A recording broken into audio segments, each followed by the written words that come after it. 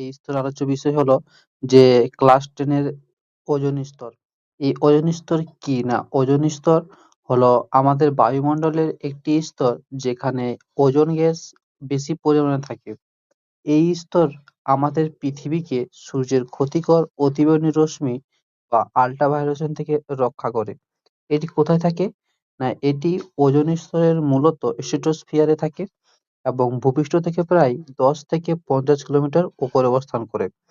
Ozone স্তর কি? না, ওজোন হলো আমাদের অক্সিজেনের একটি রূপ যেটার সংকেত হচ্ছে O2। এটির সংকেত O2 মানে হচ্ছে সাধারণ অক্সিজেন, আর O3 অথার অর্থ হলো ওজোন, যার মধ্যে ৩ টি অক্সিজেন পরমাণু থাকে। এই ওজোন স্তরের কাজ কি? না, এই ওজোন স্তরের কাজ হলো সূর্যের ক্ষতিকর ইউভি রশ্মি শোষণ করে, ত্বকের ক্যান্সার থেকে রক্ষা করে, চোখের ছানি প্রতিরোধে সাহায্য করে, উদ্ভিদ ও প্রাণী জগৎকে সুরক্ষা প্রদান করে।